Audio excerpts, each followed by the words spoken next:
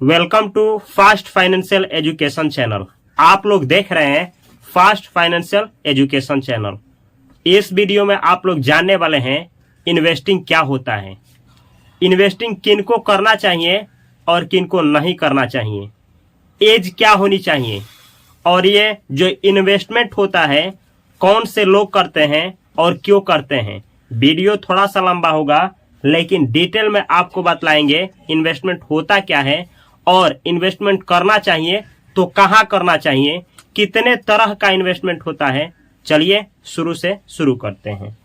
तो सबसे पहले बतला दें कि इन्वेस्टमेंट किया क्यों जाता है।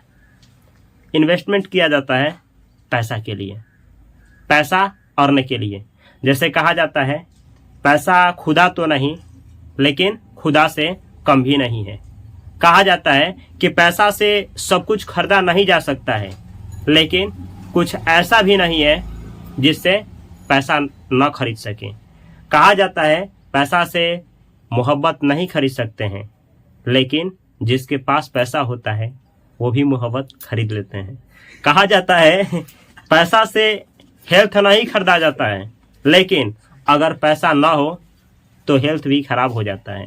कहा जाता है कि पैसा से जिंदगी नहीं खरीदी जा सकती है लेकिन पैसा के बिना जिंदगी भी संभव नहीं है। कहा जाता है कि पैसा सब कुछ नहीं है लेकिन हकीकत है कि पैसा नहीं है तो कुछ भी नहीं है।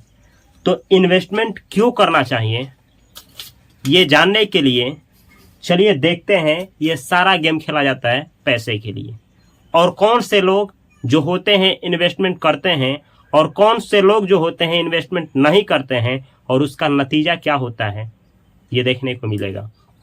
जैसे कि आप लोग देखे होंगे कुछ लोग जो होते हैं इन्वेस्टमेंट नहीं करते हैं वो आगे जब भी मरते हैं अपने पीढ़ी में गरीबी दान में दे करके जाते हैं।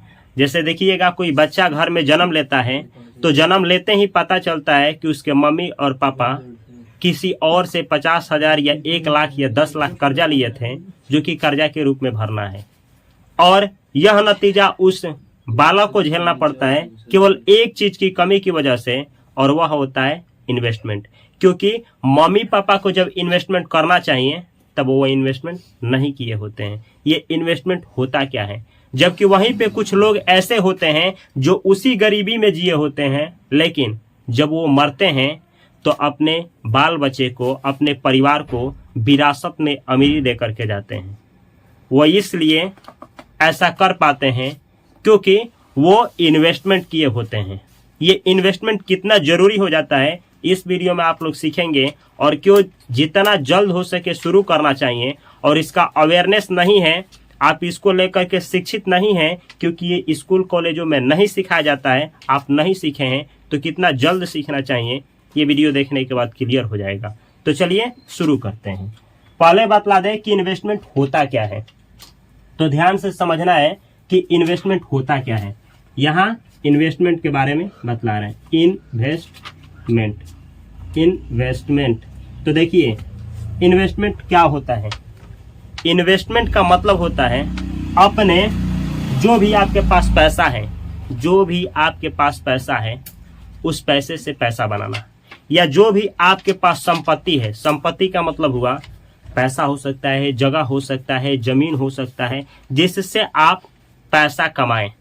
वो सब कुछ जिससे आप पैसा कमा सकते हैं, घर बंगला गाड़ी जंगला कुछ भी हो सकता है, वही है संपत्ति। तो इन्वेस्टमेंट का मतलब होता है कि ऐसा खर्च करें कहीं पे जहां से आपको पैसा आए। जैसे समझाने के लिए आपको 3 चीज लेते हैं। जैसे मानिए कि आपके पास 1 लाख रुपया है, 1 लाख रुपया है, 1 लाख रुपया। तो इन्वेस्टमेंट किस तरीके से कर सकते हैं, इस 1 लाख रुपये को आप कोई ऐसा सामान खरीद सकते हैं, ऐसा कोई सामान खरीद के रख सकते हैं कि जिसका फ्यूचर में दाम बढ़े। जैसे मानिए आज आप उसको सोना खरीद करके रख सकते हैं, फ्यूचर में क्या होगा 10 साल 5 साल 4 साल बाद उसी सोना को जब बेचने जाइएगा तो उसका दाम बढ़ गया होगा। इसको बोला जाता है कैपिटल अप्रिसिएशन। ध्यान से समझना है एक एक चीज। Capital appreciation, capital appreciation capital appreciation, कोई ऐसा चीज जिसको आज आप कम प्राइस पे खरीदे हैं, लेकिन कुछ साल बाद जब उसको बेचेंगे तो उसका दाम बढ़ गया होगा, इसको बोला जाता है कैपिटल अप्रिसिएशन। जैसे मानिए आप कोई सामान 1 लाख का आज खरीदे हैं और 5 साल बाद वही सामान 1,20,000 का बेचाता है, इसका मतलब 20,000 आप कमाए, यानी 1 लाख का 20% कमाए, तो 20% वो क्या हुआ, कैपिटल अप्रिसिएशन। तो एक तरीका है आपका ये इन्वेस्टमेंट करने का, ये इन्वेस्टमेंट हुआ, आप अपने पैसे से पैसा कमा रहे हैं। यानी कहा जा सकता है कि इन्वेस्टमेंट का एक तरीका ये भी है कि आप कोई चीज कम प्राइस पे खरीद लीजिए और उसको कुछ समय तक रखिए और बेच दीजिए कुछ फायदे पे, यानी कैपिटल अप्रिसिएशन पे, इसको इन्वेस्टमेंट बोलेंगे। या फिर दूसरा भी तरीका है, दूसरा तरीका यह है कि कोई सामान आप ऐसा कुछ खरीद लेते हैं, जैसे घर खरीद करके और किराया पे चढ़ा दिए, यानी रेंटल इनकम। रेंटल इनकम ये है रेंटल इनकम।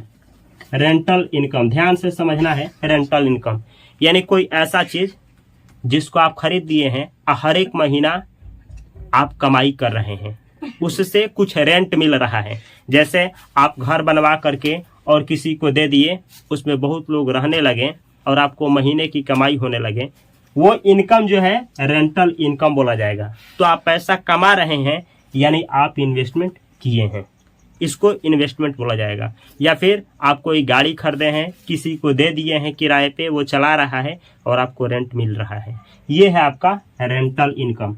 तो देखिए 2 तरीका हुआ इन्वेस्टमेंट का, एक कि कोई सामान कम प्राइस पे खरीदें, अधिक प्राइस पे बेच दिए, यानी कैपिटल अप्रिसिएशन कमाएं, उसको बोलेंगे इन्वेस्टमेंट। या फिर ऐसा हो सकता है कि कोई सामान आज आप खरीदें और उससे महीना महीना या साल साल कमाई हो, पर साल पर महीना रेंट के रूप में, उसको बोलेंगे रेंटल इनकम। ये रेंटल इनकम भी इन्वेस्टमेंट का ही एक तरीका है।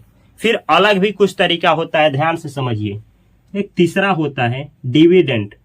डिविडेंड, अब डिविडेंड क्या है समझना है। डिविडेंड का मतलब ऐसे समझिए, मानिए कि ये 2 लोग हैं, 2 लोग हैं, ये 2 लोग मिलकर के बिजनेस किए, 100 रुपया लगाए और बिजनेस किए। 100 रुपया लगाने के बाद बिजनेस किए, बिजनेस करने के बाद 100 रुपये में बिजनेस शुरू हुआ और ये 200 रुपया कमाए। तो 200 रुपया कमाए, 100 रुपये से बिजनेस शुरू हुआ था, 200 रुपया कमाए, तो 100 रुपये बांट लेंगे, 100 रुपया बांट लेंगे। तो ये हो सकता है कि बांट ले, नहीं तो पैसा ना बांट करके और उस बिजनेस को बढ़ाएं। तो अगर ये लोग पैसा बांट करके नहीं, यानी बांटते नहीं है, अपने बिजनेस को बढ़ाते हैं, तब तो ठीक है। अगर उस कमाई को अपने आप में बांट लेते हैं, इसको बोला जाता है डिविडेंड। इसको ऐसे भी समझ सकते हैं, कोई कोई कंपनी जो होती है, बहुत लोग मिल करके शुरुआत करते हैं और जब कंपनी कमाती है तो उस पैसे को कंपनी अपने एक्सप्लोर में ना लगा करके उस कंपनी के जो जो हिस्सेदार होते हैं, जो जो शेयर होल्डर होते हैं, उसमें प्रॉफिट बांट दिया जाता है, इसको डिविडेंड बोला जाता है। डिविडेंड ये भी एक कमाई का तरीका हो सकता है। डिविडेंड हम वैसे कंपनी का हिस्सा बन सकते हैं जो अपने प्रॉफिट को अपने शेयर होल्डर में बांटती है, यानी डिविडेंड कमा सकते हैं। तो एक कई तरीका हुआ, देखिए एक तो कैपिटल अप्रिसिएशन है इन्वेस्टमेंट का तरीका, एक तो है रेंटल इनकम के द्वारा आप कमा सकते हैं, एक तो है डिविडेंड के द्वारा। और भी तरीका है, ध्यान से समझिए, आगे आपको समझ में आएगा इन्वेस्टमेंट होता क्या है। एक होता है एसेट्स। एसेट्स एसेट्स ये एसेट्स कोई ऐसा चीज आप खरीदते हैं, ऐसा चीज आप खरीदते हैं जो आपके जेब में पैसा डाले। कोई भी चीज हो सकता है जो आपके जेब में पैसा डाले, एसेट कहलाता है। अब ध्यान से समझिए, जैसे मानिए कि आप गए और दुकान पे 50,000 का मोबाइल खरीद करके ला लिए, लेकिन वो मोबाइल को इसलिए लाए हैं कि किसी से बात करना है, किसी को दिखाना है कि आप बेहतर हैं, और तो हर एक महीना आपके जेब से उसमें पैसा डाला जाएगा। हर एक महीना जेब से आपको पैसा रिचार्ज करने के लिए लगेगा। तो वो मोबाइल आपके जेब से पैसा खींच रही है, तो वो एसेट नहीं है, उसको लायबिलिटीज बोला जाता है। Liabilities liabilities liabilities. गरीब लोग जो होते हैं, गरीब लोग, यही लाइबिलिटीज खरीदते हैं। यानी कोई भी चीज़ ऐसा खरीदेंगे जो शो ऑफ का होगा, जो उनको पैसा कमा करके नहीं देगा बल्कि उन्हीं के जेब से पैसा खींचेगा, ये लाइबिलिटीज होता है। अमीर लोग जो भी होते हैं या वो आदमी जो फ्यूचर में अमीर बनता है वो एसेट्स खरीदते हैं, एसेट्स। अब मानिए हम ही गए 50,000 का मोबाइल खरीद लाए, लेकिन हम इसलिए लाए हैं कि उससे वीडियो बनाते हैं, वीडियो बना करके किसी चैनल पर अपलोड करते हैं और उससे पैसा कमाते हैं, तो वही मोबाइल सेम हमारे लिए एसेट्स होगा। यानी एक ही चीज़ किसी के लिए एसेट्स हो सकता है, किसी के लिए लाइबिलिटीज। अगर वो आपके जेब में पैसा डालने का कार्य करे तो वही चीज़ एसेट्स है आपके लिए, और वही चीज़ आपके जेब से पैसा निकलवाए तो सेम चीज़ लाइबिलिटीज है आपके लिए। आप ध्यान से समझिए, आपके मम्मी पापा आप लोगों को एजुकेशन में पैसा डाले हैं। क्या आप कभी ये सोचे हैं कि आप अपने मम्मी पापा के लिए एसेट्स हैं या लाइबिलिटीज हैं? अगर इतना खर्च करने के बाद आपके मम्मी पापा अभी भी आप में पैसा ही लगाते हैं, आप पैसा कमा करके उनको नहीं देते हैं, तो आप भी अपने मम्मी पापा के लिए लाइबिलिटीज हैं। बड़े लोग जो भी होते हैं वो एसेट्स होते हैं। ये होता है एसेट्स और लाइबिलिटीज। तो अगर आप लोग इन्वेस्टमेंट करना चाहते हैं तो इन्वेस्टमेंट में 3 तरीके से कमा सकते हैं। कैपिटल अप्रिसिएशन के द्वारा कमा सकते हैं, रेंटल इनकम के द्वारा कमा सकते हैं, या डिविडेंड के द्वारा कमा सकते हैं। ये कमाने का तरीका होता है, इसी को इन्वेस्टमेंट कहा जाता है। अब मानिए कि आपको कमाना है तो एसेट्स खरीद सकते हैं जो आपके जेब में पैसा डालें। फिर वही बात आती है कि इन्वेस्टमेंट करने के लिए एसेट्स खरीदेंगे तो एसेट्स कितना तरीके का होता है ये जानना पड़ेगा आपको। तो देखिए कुछ तरीका का एसेट्स होता है। जैसे एसेट्स में आपको जानना पड़ेगा करंट एसेट्स करंट एसेट्स क्या होता है, करंट एसेट्स यहाँ पे लिखे हैं करंट एसेट्स। ऐसे ही non current assets, non current assets, non current assets, ये नॉन करंट एसेट्स क्या होता है। फिर आपको जानना ये भी पड़ेगा कि टेंजिबल एसेट्स क्या होते हैं। टेंजिबल एसेट्स, टेंजिबल एसेट्स, ये टेंजिबल एसेट्स क्या होता है। फिर आपको ये भी जानना पड़ेगा कि नॉन टेंजिबल एसेट्स क्या होता है, या फिर intangible assets, intangible assets, intangible assets. अच्छा, एसेट्स क्यों खरीदना चाहिए? क्योंकि एसेट्स ऐसा चीज होता है जिसमें ये सब चीज आपको मिलता है। यानी कैपिटल अप्रिसिएशन भी मिल सकता है, रेंटल इनकम भी मिल सकता है, या फिर डिविडेंड भी मिल सकता है। ऐसा चीज होता है एसेट्स। तो आपको ये सामान खरीदनी चाहिए, लेकिन पहले सीखना चाहिए कि एसेट्स होता क्या है, करंट एसेट्स क्या है, नॉन करंट एसेट्स क्या है, टेंजिबल एसेट्स क्या है और इनटेंजिबल एसेट्स क्या है। क्या एक केवल एसेट्स ही है जिसमें लोगों को इन्वेस्ट करना चाहिए, यानी जिसमें पैसा लगाने पे उनको कैपिटल अप्रिसिएशन मिलेगा, या रेंटल इनकम मिलेगा, या डिविडेंड मिलेगा? क्या यही है? नहीं, इसके सिवा भी कुछ होता है। क्या होता है चलिए देखते हैं। आप गोल्ड में पैसा लगा सकते हैं, गोल्ड। अब यहाँ ध्यान से समझना है, गोल्ड के बारे में जानकारी दे रहे हैं। गोल्ड का मतलब होता है सोना, जो कि एक प्रीशियस मेटल है, यानी कीमती धातु होता है। इससे आप खरीद सकते हैं कम तरीके पे। अच्छा, तो ये भी गोल्ड भी कई तरह का होता है, फिजिकल गोल्ड, डिजिटल गोल्ड। थोड़ा सा देखा जाए, क्योंकि आप जान रहे हैं कि इन्वेस्टमेंट होता क्या है। तो यहां बतला रहे हैं फिजिकल गोल्ड, फिजिकल गोल्ड। देखिए फिजिकल गोल्ड होता क्या है। फिजिकल गोल्ड का मतलब होता है जिसे आप जा करके दुकानों पे खरीदते हैं, जिसे आप टच करते हैं पहनने के लिए, सोना दिखाने के लिए, किसी को शादी विवाह में औरत को देने के लिए, या फिर टच करने के लिए, देखने के लिए, किसी को दिखाने के लिए। वो होता है फिजिकल गोल्ड, जो आपको रिच महसूस कराता है, जिसे आप दिखाते हैं कि हमारे पास गोल्ड है, हम अमीर हैं। तो ये फिजिकल गोल्ड हो सकता है। अब उसका आभूषण हो सकता है, या फिर सोना का सिक्का खरीद सकते हैं। ये सब होता है फिजिकल गोल्ड, जिसे अक्सर शादी विवाह में औरत को दान में दिया जाता है, या फिर किसी लड़की का शादी होता है तो अक्सर उसके मम्मी पापा उसको दान में देते हैं। ये होता है आपका फिजिकल गोल्ड। तो आप इन्वेस्टमेंट के रूप में फिजिकल गोल्ड भी ले सकते हैं, फिजिकल गोल्ड भी खरीद करके रख सकते हैं, क्योंकि उसको कम प्राइस पे खरीद करके कुछ साल रखते हैं तो उस पर कैपिटल अप्रिसिएशन मिलता है, यानी उसका दाम बढ़ जाता है। ये भी इन्वेस्टमेंट का ही एक तरीका होता है। लेकिन ये फिजिकल गोल्ड के सिवा भी कुछ होता है, वो होता है आपका डिजिटल गोल्ड। डिजिटल गोल्ड, ध्यान से समझना है, ये डिजिटल गोल्ड। अब ये डिजिटल गोल्ड होता क्या है? तो डिजिटल गोल्ड होता है जिससे आप टच नहीं करेंगे, लेकिन डीमेट फॉर्म में रहेगा, मोबाइल में रहेगा आपका, जिससे आप कम समय यानी ग्राम के तौर पे 1 ग्राम 2 ग्राम खरीद सकते हैं, जो कि डिजिटली खरीदा जाता है, जो कि सेफ होता है, जिसे आप कम प्राइस पे खरीद करके आप मोबाइल से ही सेल कर देते हैं, जिसे सरकार भी देख रेख करती है। इसका भी कई वैरायटी होता है डिजिटल गोल्ड का भी। जैसे आप डिजिटल गोल्ड में इन्वेस्ट करने के लिए गोल्ड का ETF होता है, गोल्ड ETF। अब ये ETF क्या होता है बतलाएंगे। Gold ETF, gold exchange traded fund. आप डिजिटल गोल्ड खरीदने के लिए गोल्ड ETF में भी इन्वेस्ट कर सकते हैं। ये सब कुछ बड़े लोग करते हैं। वो लोग जो छोटे होते हैं लेकिन बड़े बनते हैं तो वो इन्वेस्टमेंट करते हैं, क्योंकि वो जानते हैं। तो आपको भी जानना पड़ेगा गोल्ड ETF, या फिर गोल्ड का म्यूचुअल फंड। गोल्ड का म्यूचुअल फंड में इन्वेस्ट कर सकते हैं, यानी पैसा डाल सकते हैं जानकारी लेकर के। ये होता है। और भी इसका वैरायटी है, आपको बतलाएं गोल्ड ETF और गोल्ड म्यूचुअल फंड। और आप ले सकते हैं गोल्ड के लिए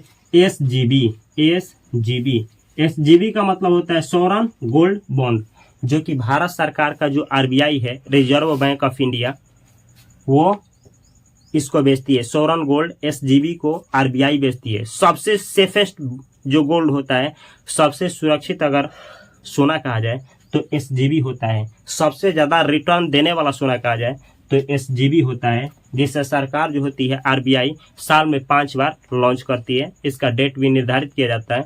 ये सबसे सेफेस्ट होता है, जिसपे आपको मार्केट से सालाना 2.5% का रिटर्न अधिक मिलता है। लेकिन इसको होल्ड करके रोकना भी पड़ता है, यानी इसको 8 साल का समय होता है कि खरीद करके रखेंगे।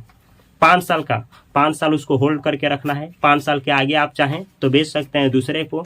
8 साल तक इसमें इन्वेस्टिंग होना चाहिए, यानी 8 साल पूजने पे इसको स्वयं RBI जो होती है खरीद लेती है। ऐसा होता है। इसको सीखना है, समझना है SGB गोल्ड बॉन्ड क्या होता है। आगे गोल्ड वाले वीडियो में आप लोगों को इसी चैनल पे बतलाएं, देख सकते हैं, जान सकते हैं।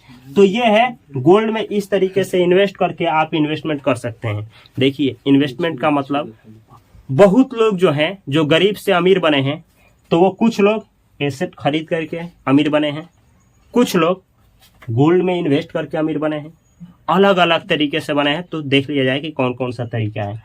आगे देखिए, ये सब कुछ, ये तीनों उठाने के लिए अगला है आपका एसेट्स के रूप में आप खरीद सकते हैं क्या चीज? तो ये है आपका प्रॉपर्टी, लैंड जिससे बोला जाता है रियल एस्टेट। ये रियल एस्टेट होता है। आप देखिए, रियल एस्टेट का मतलब होता है जगह जमीन, यानी लैंड। अब ये जो रियल एस्टेट देख रहे हैं, बहुत लोग रियल एस्टेट से अमीर बने हैं। 200 करोड़, 300 करोड़, 10 करोड़, 100 करोड़, ऐसे लोग कमाने वाले हैं रियल एस्टेट से। अब इसमें होता क्या है कि आप कोई लैंड खरीद सकते हैं। लैंड का मतलब हुआ जगह। जैसे आपको कहीं ऐसे जगह पे जमीन मिला जो कम प्राइस पे मिल रहा है, लेकिन आपको ऐसा लग रहा है कि कुछ साल बाद वही जमीन आप अधिक प्राइस पे वहां बिकने लगेगा, तो आप अधिक प्राइस पे बेच करके, यानी कैपिटल अप्रिसिएशन कमा करके प्रॉफिट कर सकते हैं। ये इन्वेस्टमेंट है। जैसे मानिए, बहुत लोग, बड़े जो लोग होते हैं, देखते हैं किस शहर में किस जगह पे कम प्राइस पे जमीन मिल रहा है, लाख रुपया में मिल रहा है, जो 2-3 साल के अंदर ही 5 लाख, 6 लाख, 7 लाख, 10 लाख में बिकेगा। ये लोग मौका को तलाशते हैं, क्योंकि ये जानते हैं इन्वेस्टमेंट क्या होता है, और उसी का ये लोग प्रॉफिट करते हैं, उसी से ये अपना जीवन चलाते हैं, इसी राज से वो लोग अमीर बनते हैं। तो देखिए, ये रियल एस्टेट का एक फॉर्मेट हुआ लैंड। ये लोग लैंड खरीद लेते हैं, ऐसा लैंड जहाँ कोई पूछने वाला नहीं है, खेती वाला लैंड, जहाँ जंगल वाला लैंड, ऐसा मतलब सुरक्षित लैंड जिसका दाम बढ़ने वाला हो। बेवकूफ़ी भरा काम ये लोग नहीं करते हैं। या रियल एस्टेट में जाने का एक और तरीका होता है, और वो तरीका होता है आपका लैंड नहीं तो कमर्शियल लैंड खरीदते हैं ये लोग। कमर्शियल RE लिख रहे हैं, RE, कमर्शियल रियल एस्टेट। अब ये कमर्शियल रियल एस्टेट क्या होता है? ऐसा जमीन जिसमें आगे इन लोगों को लगता है कि बिजनेस होगा। बिजनेस का मतलब ये होता है कि इसको ऐसा लगता है कि वहां पे कुछ लोग जो होंगे उस प्रॉपर्टी को खरीदेंगे इसलिए कि वहाँ पे बिजनेस बनाएंगे। बिजनेस मतलब कोई कंपनी खुलेगी, कंपनी खोलने के मकसद से। तो कमर्शियल लैंड में ये लोग इन्वेस्ट करते हैं। कौन? जो पैसा बनाते हैं, जो इन्वेस्टमेंट करते हैं।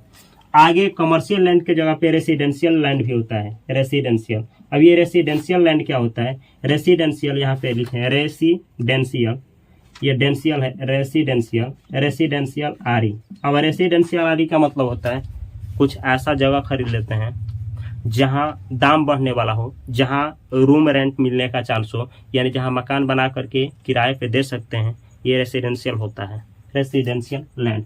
तो इसमें लोग इन्वेस्ट करते हैं, इस तरीके से पैसा इन्वेस्ट किया जाता है। तो रियल एस्टेट में अगर आप ऐसे नहीं करते हैं तो बहुत लोग म्यूचुअल फंड होता है, म्यूचुअल फंड, म्यूचुअल फंड होता है इसका, म्यूचुअल फंड।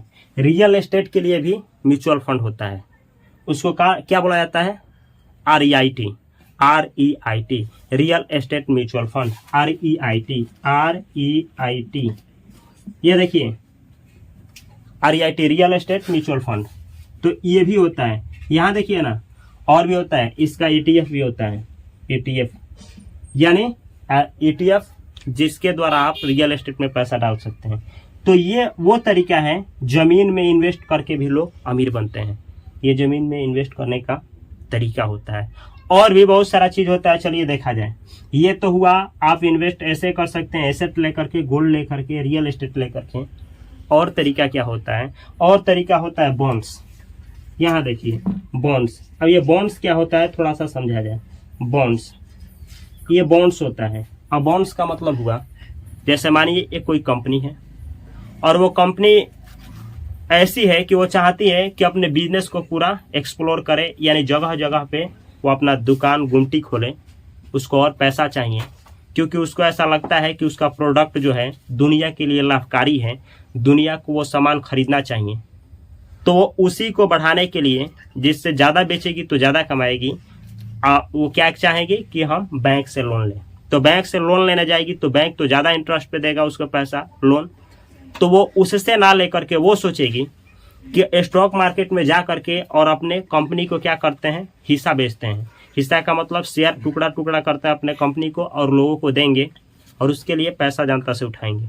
लेकिन वो कंपनी ये चाहती है कि अगर हम क्या करेंगे, अपना हिस्सा बेचेंगे तो अच्छा नहीं होगा।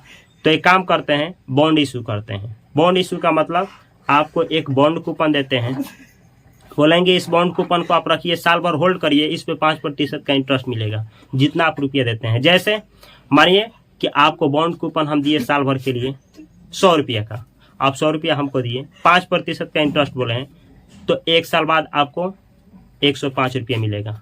ऐसे ही बॉन्ड कूपन जारी होता है। जैसे FD होता है, सेम ऐसे ही बॉन्ड होता है। बॉन्ड के बारे में जानने के लिए इस चैनल को सब्सक्राइब करें, इस चैनल के प्लेलिस्ट में जाएं और बॉन्ड का संपूर्ण जानकारी 28 मिनट में दिए हैं, उस वीडियो को देखेंगे, पूरा क्लियर हो जाएगा। अब ये जो बॉन्ड होता है, लोग बॉन्ड में भी इन्वेस्ट करके बहुत रुपया कमाते हैं। अब ये बॉन्ड भी कई तरह का हो जाता है, यहाँ पे कई तरीका हो जाता है बॉन्ड में इन्वेस्ट करने का। तो थोड़ा सा बतला दें कि बॉन्ड भी कई तरह के हो जाते हैं। एक बॉन्ड हो जाता है आपका zero coupon bond, zero coupon bond, zero coupon bond. ये जीरो कूपन बॉन्ड होता है, जीरो कूपन बॉन्ड। तो लोग जीरो कूपन बॉन्ड में भी इन्वेस्ट करते हैं। एक बॉन्ड होता है आपका fixed bond, fixed interest rate के आधार पे फिक्स्ड बॉन्ड। ऐसे ही दूसरा होता है फ्लोटिंग बॉन्ड, इंटरेस्ट रेट के आधार पे ये दोनों बॉन्ड होते हैं, फ्लोटिंग बॉन्ड। ये तीनों का तीनों इंटरेस्ट रेट के आधार पे बॉन्ड होते हैं। मैच्योरिटी के आधार पे भी बॉन्ड होते हैं, मैच्योरिटी यानी टाइम होरिजन के आधार पे भी बॉन्ड होते हैं। Short term bond, short term bond, short term bond. Long term bond, long term bond, long term bond. ऐसे ही mid term bond, mid term bond. इसका टाइम ड्यूरेशन 5 साल से कम होता है। इसका टाइम ड्यूरेशन जो होता है लॉन्ग का 10 साल से ज्यादा होता है। बीच में जो समय बचता है ये मिड टर्म बॉन्ड के लिए होता है। तो आप बॉन्ड के बारे में जानकारी लें, बॉन्ड में भी इन्वेस्ट कर सकते हैं और आप अमीर बन सकते हैं। ये है तरीका। इसको छोड़ करके भी कुछ जगह है जिसमें पैसा इन्वेस्ट किया जाता है, वो होता है स्टार्टअप। यहाँ देखिए स्टार्टअप, स्टार्टअप, अब स्टार्टअप में एंजल इन्वेस्टर इन्वेस्ट करते हैं, हाई रिस्की इन्वेस्टर होते हैं, वो लोग इन्वेस्ट करते हैं। स्टार्टअप का मतलब हुआ कोई ऐसा बिजनेस जो नया नया शुरू हुआ है, पहले नहीं था लेकिन नया नया शुरू हुआ है, उसको स्टार्टअप बोला जाता है। जैसे मानिए कि हम एक ऐसा स्कूल खोलें, एक ऐसा कोचिंग खोलें जो नया नया अभी शुरू हुआ है, लेकिन हमारे पास फंडिंग नहीं है, तो आपसे फंडिंग लेंगे यानी पैसा लेंगे, तो बुड़ने का भी बहुत ज़्यादा चांस होता है। जो जानकार इन्वेस्टर होते हैं वो लोग, हाई रिस्क होता है इसमें, स्टार्टअप में भी इन्वेस्ट करते हैं और पैसा बनाते हैं।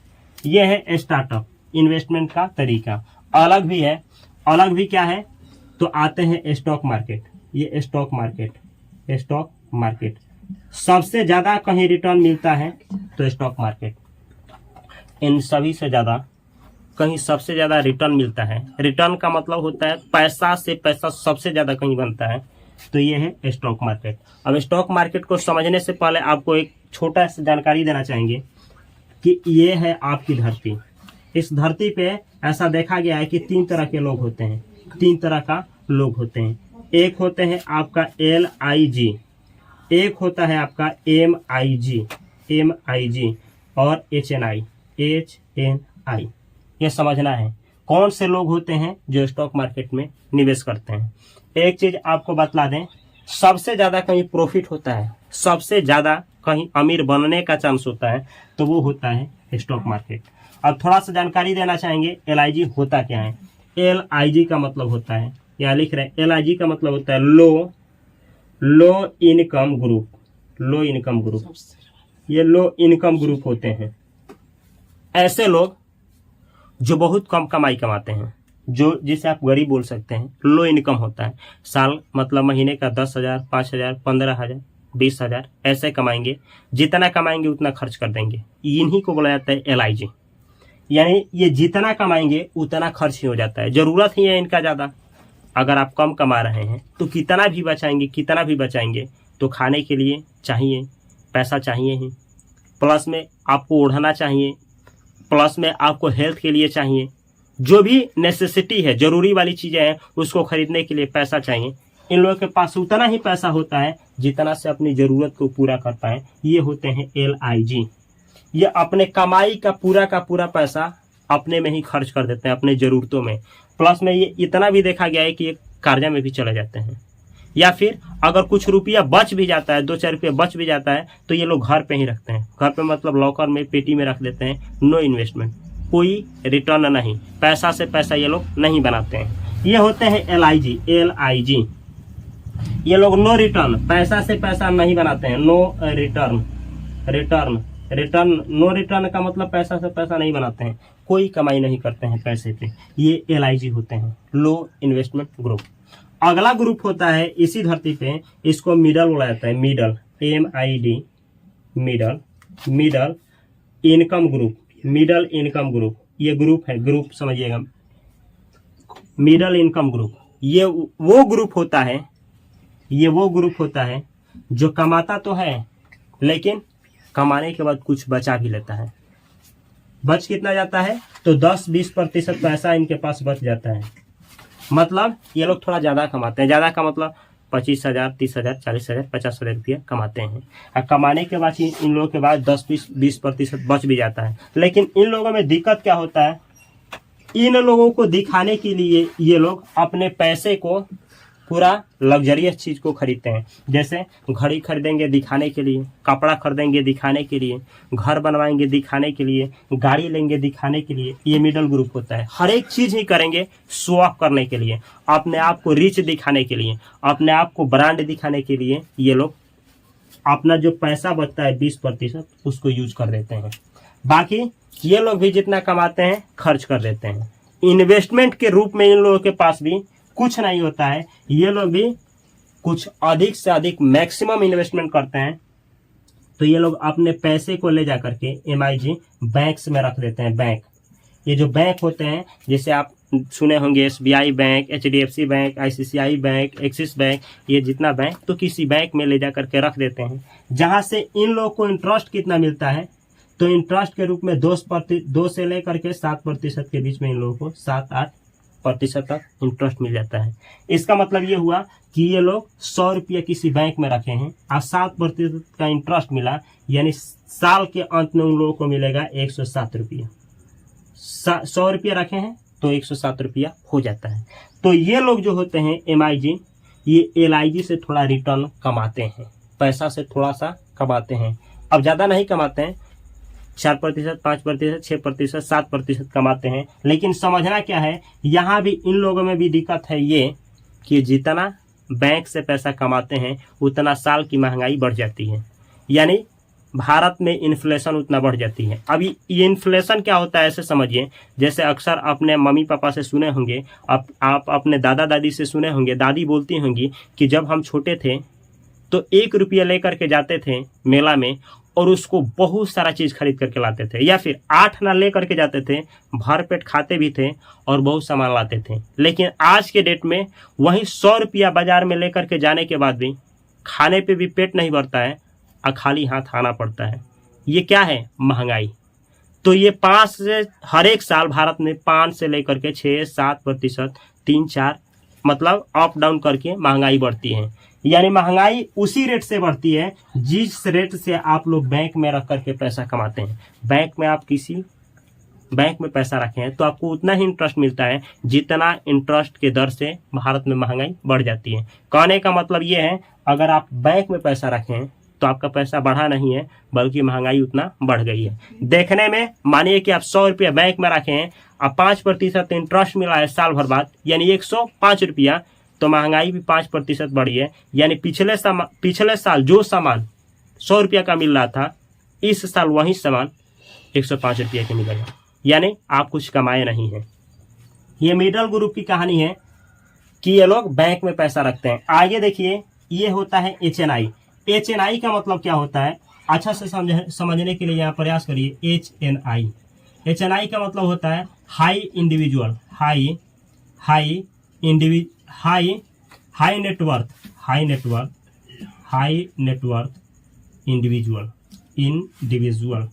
High net worth individual. ये हाई नेटवर्थ इंडिविजुअल होते हैं।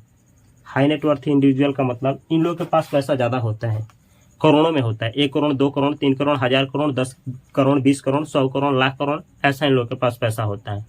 ये लोग जो होते हैं, ये लोग इन्वेस्टमेंट करते हैं। कहाँ करते हैं? तो स्टॉक मार्केट में करते हैं। क्यों करते हैं? क्योंकि इनको जानकारी होता है, पैसा से पैसा बनाने की जानकारी, पैसा सेव करने की जानकारी, पैसा को सुरक्षित करने की जानकारी, यानी पैसा का हर एक गेम ये लोग जानते हैं। ये लोग जानते हैं कि सबसे ज़्यादा कहीं रिटर्न मिलता है तो स्टॉक मार्केट में। ये दो लोग जो LIG होते हैं, ये लोग नो रिटर्न कमाते हैं। इन लोगों के लिए स्टॉक मार्केट जो होता है जुआ होता है। जुआ का मतलब अगर आप यहाँ पैसा डालेंगे तो उड़ जाएगा, क्योंकि अवेयरनेस नहीं है। दूसरा चीज, MIG भी पैसा खोने से डरते हैं, ज्ञान नहीं है, इसीलिए ये लोग अपना पैसा बैंक में रखते हैं। लेकिन वहीं HNI जो होते हैं स्टॉक मार्केट की जानकारी पूरा रखते हैं और यही नतीजा होता है कि वो स्टॉक मार्केट में इन्वेस्टमेंट करके अच्छा से अच्छा रिटर्न लाते हैं।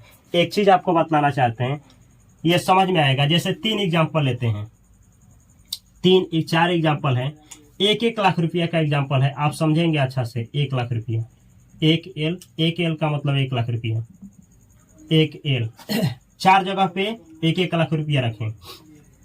एक LIG है जो यहाँ रखे हैं 24 साल के लिए, 24 साल के लिए रखे हैं, 24 ईयर। ये भी है 24 साल के लिए, और ये भी है 24 साल के लिए, और ये भी है 24 साल के लिए। सब लोग 1 लाख रुपया इन LIG के पास है, 1 लाख। तो ये क्या करेंगे, इनको कोई भी इन्वेस्टमेंट की जानकारी नहीं है। ये जो 1 लाख रुपया है ना, 24 साल बाद जाइएगा, कुछ नहीं बचा होगा, खत्म, पैसा समाप्त। वही चीज इनके पास जाइएगा, MIG के पास, तो ये क्या करेंगे, ये मानिए कि कहीं ऐसा जगह पे रखते हैं जहाँ 6% का इंटरेस्ट मिलता है। 24 साल में कितना होगा, 4 लाख रुपया 4 लाख रुपया होगा। यही पैसा इन लोगों के पास रहेगा तो वो पैसा स्टॉक मार्केट में पैसा सीखने पे 10%, 12, 13, 14, 15, 16, 17, 18 बनता है। लेकिन उन्हीं लोगों का बनता है जो लोग पूरा जानकारी रखते हैं। जो जानकारी नहीं रखते हैं, जिनको नहीं आता है, वो नहीं कमाते हैं, वो बुड़ाते हैं। तो ये HNI कम भी कमाएंगे, ये नो इंटरेस्ट तो पैसा खत्म। ये 6% गेन किए तो 4 लाख हो जाएगा 24 साल में। अगर ये 12% गेन किए 15 लाख हो जाएगा। अगर यही 17% गेन किए तो 53 लाख होगा। 17-18% गेन किए तो 53 लाख। समझना क्या है, इन सभी के पास 1 लाख रुपया था। 24 साल बाद एक आदमी जानता था कहाँ पैसा रखना है, एक आदमी नहीं जानता था। जो नहीं जानता था वो 1 लाख का 1 ही लाख रुपया रखा है। जो जानता था, ये बैंक वाले थे, तो भाई साहब बैंक में रख दिए तो 4 लाख रुपया कमाए 6% में। एक आदमी स्टॉक मार्केट का जानकारी रखता था, कुछ नहीं, मिनिमम 12% कमाया, तो 1 ही लाख से कितना कमाया 12% पे 15 लाख। सेम वहीं पे कुछ आदमी कोई था जो सीखा था, पढ़ा था, इन्वेस्टमेंट की जानकारी रखता था, सेम 1 ही लाख रुपये से 17% 18% के गेन किया और सेम अमाउंट 53 लाख हुआ। समझना ये है, मानिए आप जिस भी उम्र में हैं, आपको ऐसा समझना है 25 साल बाद आपको 25 लाख रुपये की जरूरत है, लेकिन अभी आपके पास 1 लाख रुपया है, क्या करेंगे? तो आपके पास कई ऑप्शन हो सकता है। एक तो 25 साल बाद 25 लाख रुपये की जरूरत है, तो आप क्या करेंगे कि कर्जा लेंगे, कमाना शुरू करेंगे, हर एक साल पाई पाई जोड़ करके 25 साल बाद 25 लाख रुपया जुटाएंगे। दूसरा ऑप्शन हो सकता है कि आप ले जाकर के बैंक में जमा कर दिए 1 लाख रुपया 25 साल के लिए, तो कुछ लाख जैसे 5 लाख रुपया हो ही जाएगा। सेम अगर आप इसकी जानकारी रखते हैं, स्टॉक मार्केट ये सब कुछ इन्वेस्टमेंट की जानकारी रखते हैं, तो आपको काम नहीं करना पड़ेगा। सेम उसी पैसा से अगर 12% ही गेन किए, 12% और कितना 12% 25 साल के लिए, तो कम भी हो जाएगा, तो 20 लाख रुपये हो जाएगा। अगर 18% के रेट से सेम गेन करते हैं 18, तो 25 साल में कम भी होगा, तो 60+ लाख रुपया हो जाएगा। 25 साल में 60 लाख रुपये। अब सोच करके देखिए, आपके पास 25 साल का समय है, 25 लाख रुपये चाहिए, अभी 1 लाख रुपया है, तो हर एक साल अगर लाख रुपया कमाएंगे तब जा करके 25 लाख कमाएंगे। तो एक तरीका है कमा करके या 25 लाख हो जाए, दूसरा तरीका है आपके पास 1 लाख रुपया है, उसी को काम पे लगा दें और 25 साल में आपके लिए वो 50 लाख बना देगा। 50 लाख नहीं भी बनाएगा तो 30 लाख। जिस तरीके से अवेयरनेस है, जानकारी है, उतना बना देगा। तो ये आपको सीखना पड़ेगा। ये होता है इन्वेस्टमेंट, ये होता है, इसको बोला जाता है इन्वेस्टमेंट।